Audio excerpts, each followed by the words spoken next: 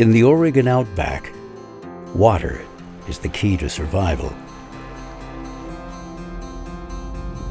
This is the story of the connection between farmers and ranchers and two unique fish species in the Warner Lakes Watershed. Here, it's not easy being a native fish. The Basin is an environment of extremes. In the spring, rain and warmer days melt the snowpack into raging torrents. By late summer, low water streams may be a trickle. Resilient native fish have evolved to adapt to these extreme conditions. Living in the outback is also a challenge to Warner Basin farmers and ranchers who depend on the basin's flows for their livelihoods. They know in a closed basin system, water is precious. Water diversions were built to sustain the working landscape in the face of inconsistent flows. But for the fish, there were unintended consequences, especially for two species of native fish that exist in the Warner Basin. There's the Warner sucker. It was listed as threatened on the Endangered Species list in 1985. Then there's the Warner Lakes Redband trout, listed as a federal and Oregon sensitive species. Once they were abundant, but over the past century, their numbers have declined. They have struggled with habitat and stream modification. Their historical habitats have been blocked by diversion dams, and at times trapped by unscreened diversion ditches. In particular, Honey, Deep, and 20-mile creeks. But unlike extreme conditions, diversions are something that people can change.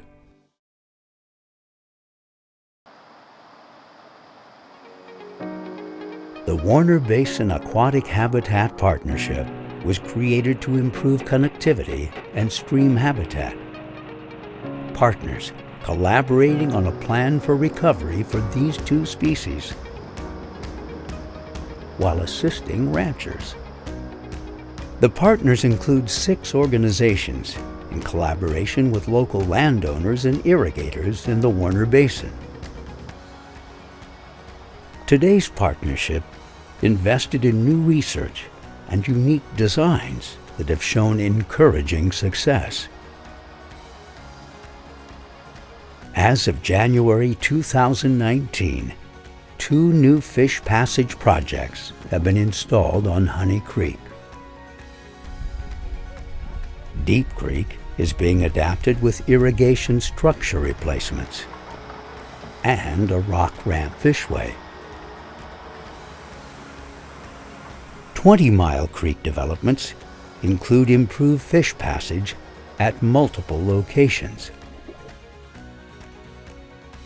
Monitoring data shows that fish passage improvements are working and important to the recovery of these fish.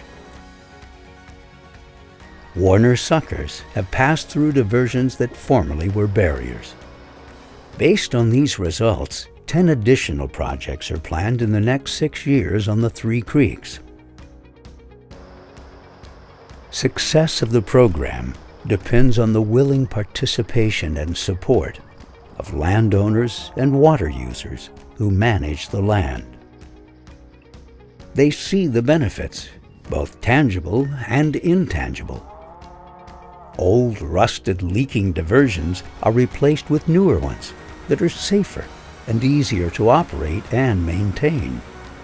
Here is a chance for connections to make a big difference by recovering listed fish species and assisting the stewards of the Warner Basin's local farmers and ranchers.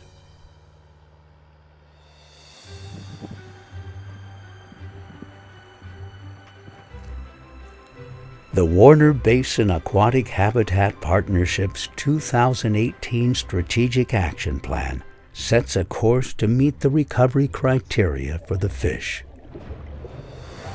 Connections are the pathway to success. The collaboration of habitat partners and the local population, connecting stream to lake to stream to restore historical fish pathways. Recovering imperiled species is a challenge, but for these two fish and Warner Basin stakeholders, recovery is well on its way.